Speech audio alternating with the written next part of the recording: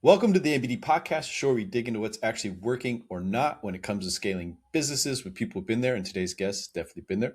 Why don't you go ahead, introduce yourself, where you're at, where you've been, and where you're going. Hello, everyone. And Jason, nice to be on the podcast with you. My name is Shahzad Zafar. I'm currently the Chief Operating Officer for TrueAlta.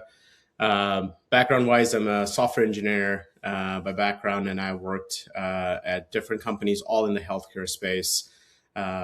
Worked a chunk of my career at a company called Cerner, where we worked on electronic medical records. And then I was at a company called RX Saving Solutions, where I was the CTO. It was a smaller company that we grew and eventually got acquired. And right now, for the last 2.5 years, now at TrueAlta, where we are a caregiver education and support platform. So it's, again, an online platform for helping family caregivers, giving them skills-based learning, as well as making connections with other caregivers. Awesome. So when you start looking and working with these businesses, what are areas of opportunity that you look for in order to help them scale and overcome failure? Yeah, it's different things. One of the key focuses definitely on the people. The first thing I always looked at is the people who are there. Who am I working with? What are the skill sets? And do we have enough diversity of skills, like essentially different thought processes, as well as the ability to attack the problem in different ways? So it's not necessarily looking for the largest number of people we have on a team, but looking at that we have the right group of people on a team. So do we have critical thinking skills? We have people who can analyze data, people who can code, and also think through bigger scale problems. So really, when I first joined a company, whether it was RX Savings, whether at TrueAlta, it's to kind of really take a step back, talk to people, understand what are the pain points today, and then how can you help improve those pain points. So really, I always believe like the people that are there know what they're doing. They're just needs a little bit of help, a little bit of guidance. Definitely a lot of learnings from my past successes and failures where things didn't go so well, and that we can apply here and set up the team for that long-term success, where we have good processes in place, but not where we are over engineering the processes. Also, you don't want to have too much process, especially for a small team. Depending on the size of the team, you might have the right sized processes, how I like to think about it. And using those processes to build those muscle memories over time, that we are doing the right things, not only from a development standpoint, but security, implementations, engagement, and everything else. Wow, a software developer who cares about the people and human element. You seem like a unicorn. Yeah, there are a lot of us out there. It seems so small when I go into that realm, though. And even thinking back working with the engineers and coders, like they were definitely, a lot of them weren't people. Although the managers tended to be more people Mhm. than the ones who they would hire, which is interesting now that I'm thinking about it. But okay, so you identify the human element, the resources required to see if they have the mental capacity, or are just on board and have the will and drive to do what you're looking to do. And then what do you do to identify, okay, now we have the right players in place. What are some of these key elements that we're looking at in order to help identify maybe the pain points or scale or scale direction, so that way you can engage those people to take it to the next level? Yeah, I think the other big element there is, do you have the right vision and mission in place, Mm. right? So you definitely, especially for companies that I've joined, we had a very, very clear vision, overall big company vision. So for us today, it's helping caregivers. That's what we wake up to do every day. But then below that, like, does your product have a vision in mind? Like, what is it supposed to do? Is there a North Star in place that both at the company level, at the product level, which is what we are driving towards? Because if you don't have a clear vision of the product, you can come up with roadmaps all day, but then it will feel like you're going in 10 different directions. Mm-hmm. And that's a common theme I see, is that, a joke is like the squirrel effect. It's like you see the big shiny thing, especially now with AI, like Mm-hmm. all these new tools are coming up, and it's like, oh, I just want to use that, and I want to use this other tool. But it's like you really have to think about, how does this support your long-term vision of what you're trying to achieve? So the next thing is to really look at that you have a very clear And it's not that it needs to be like set in stone or anything, it evolves over time, but you at least need to have a vision of where the product needs to go, what type of capabilities it needs to have. And you keep evolving that over time based on feedback and everything, but something you're driving towards, because that helps you from a scalability standpoint in the sense of you distract yourself less with doing things that might look good in the moment, but doesn't help your long term objective. So, Hmm. balancing the long term versus the short term, and also making sure everything you're doing has a purpose, like it's aligned to a goal that we have in mind. So, there's a concept of OKRs that have been used pretty popular, like objectives and key results. You can use something like that, like as a framework if you're looking for. But really, it's like, do you have a clear vision of the product, what it needs to do, and is everything that you're doing aligning with that vision and to help you achieve that goal? Interesting. So, what is that framework that you're talking about? That be something important to dive into because without that framework, you're kind of flying around. I know it's easy to say you identify your 1 to 5 year goals that you base your projects on, and then you do your waypoints. But actually establishing it and identifying what those should be, I think, is most important of it. Because if you're off target, you're not gonna get to where you want to go. So, like, what kind of that framework that you found success with are you able to implement or describe? Yeah, it's the idea of the objective and key results. If you Google it, you'll find ton of documentation around it. It's a pretty popular framework, but the idea is that you have established objectives all the way from like the top leadership level to the individual team levels. So you, as a leadership team, like your founder, CEO, even your board if you have on, and other key leaders, that are you on the same page of like, this is our company's goals for the next year, um, 3 years if you can, but on for a smaller company like ours, 1 year, like in a startup stage, 1 year is actually pretty good to have those goals, but at least start there. Do you have a Hmm. 1 year objective? That where do we want to be at? And that's where sometimes it's like what I see sometimes, it's like it's easy to say that, hey, the product has these OKRs, but if you don't have company objectives that are aligned with the product OKRs, then again you're not aligned. So Hmm. it's trying to create alignment up and down the stack, regardless of the different departments you have, the different specialties you have, that everybody's working on the same OKR. So that takes some time, but obviously it needs to start at the very top, like the leadership team. Are you on the same page of what goals we need to achieve? And then everybody else's goals kind of spawn off from there. But you really need to have that highest level, like somewhere written down. Here's our objective. Here's some Yeah, key numbers we want to hit, and then everybody's clear on those numbers. that's great.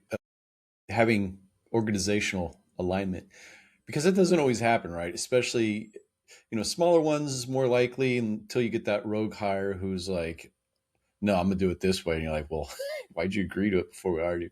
And then you have large organizations that they fracture up, maybe they're a horizontal org chart.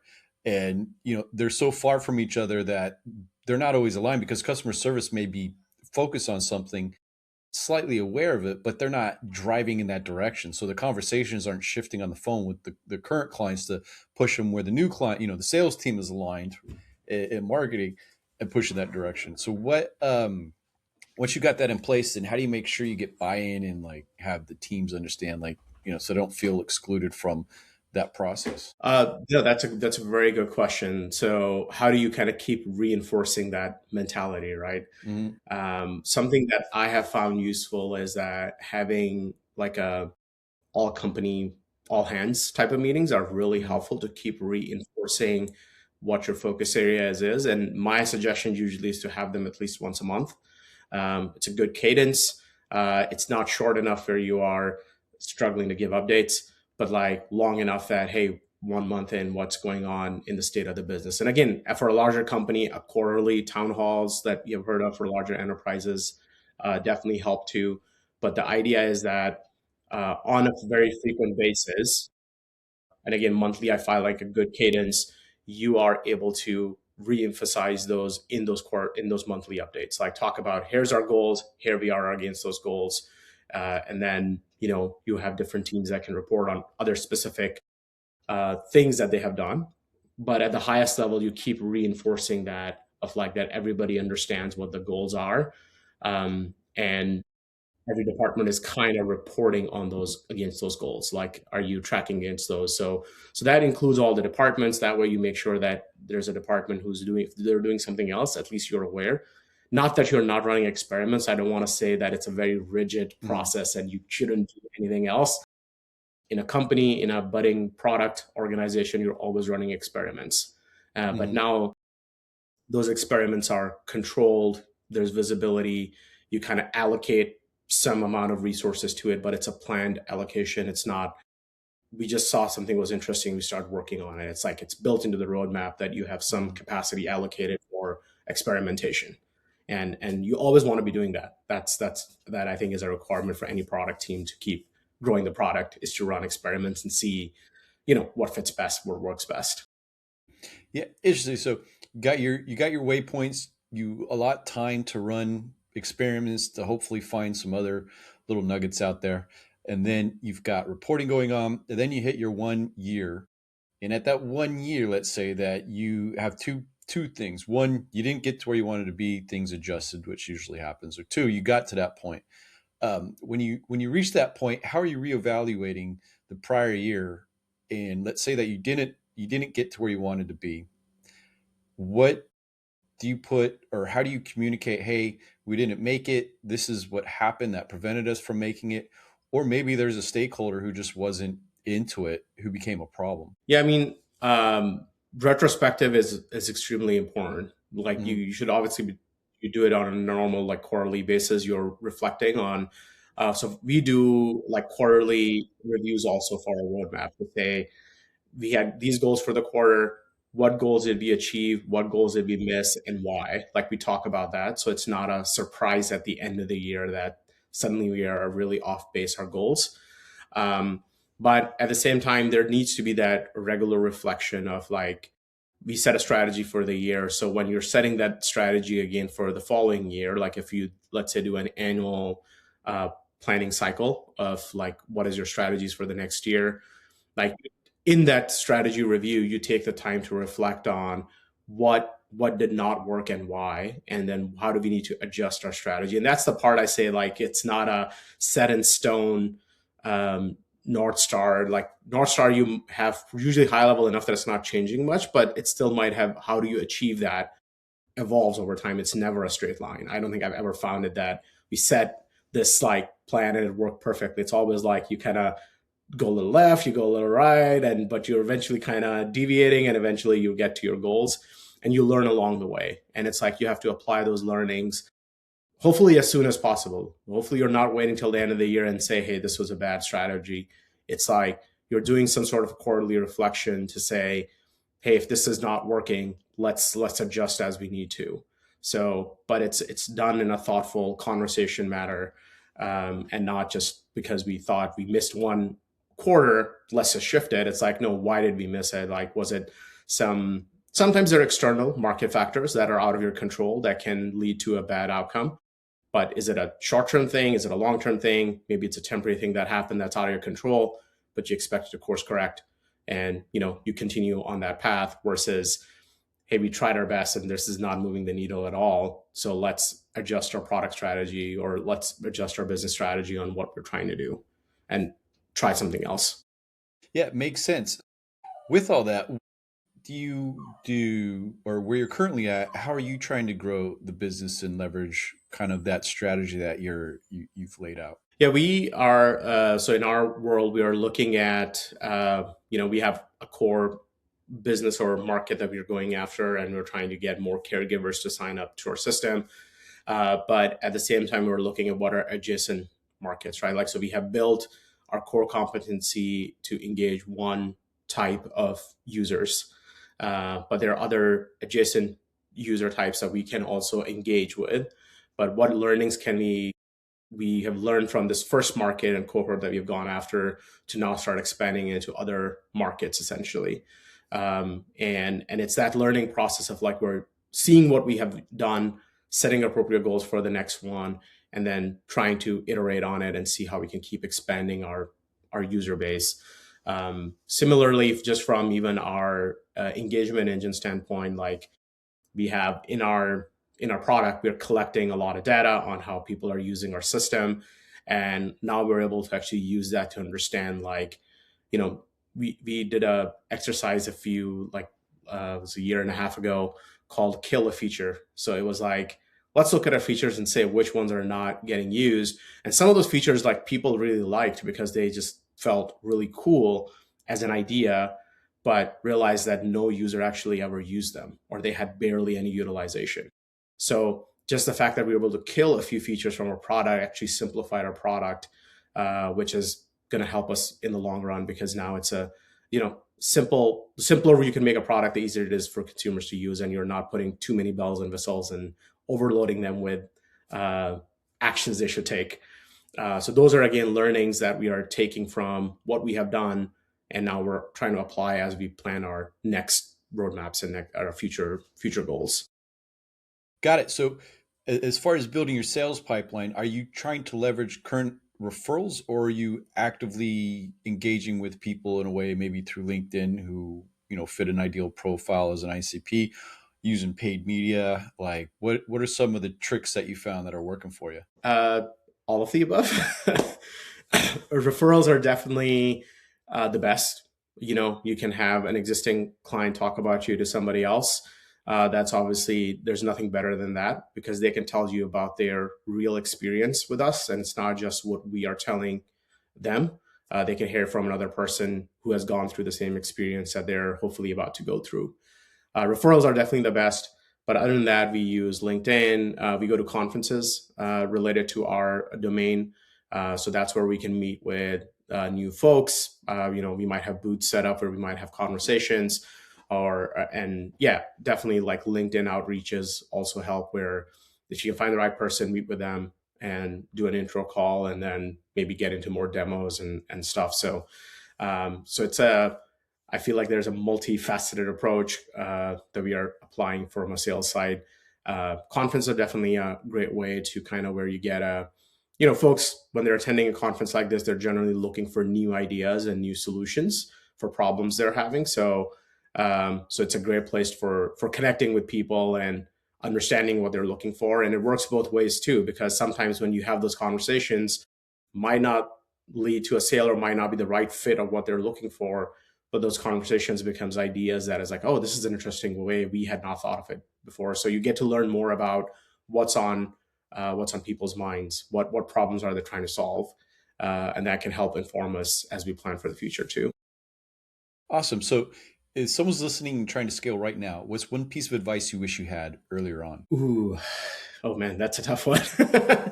I'm trying to think. Is like, I think one piece of advice I would say is, like, really figure out what your niche is, what your differentiating factor is, because it's very easy to kind of just talk about we can do everything, but then you might have multiple competitors too who are able to do a lot of that.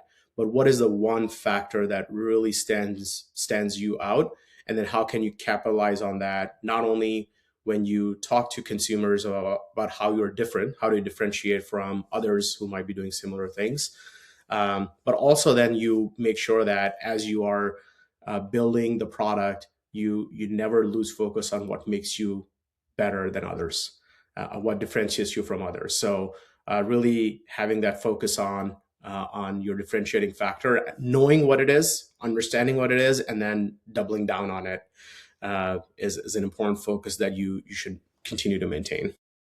Nice. So, where can people connect with you and learn more about what you're doing? Yeah, LinkedIn is a great place to find me. Just if you Shahzad Zafar TrueAlta, if you search on LinkedIn, you'll definitely find me there. I try to stay fairly active on LinkedIn. That's probably the best place to reach out to me at, and I'm happy to chat with anyone. Awesome. Well, thank you for taking the time. Yeah, thank you. Thank you for having me on. All right.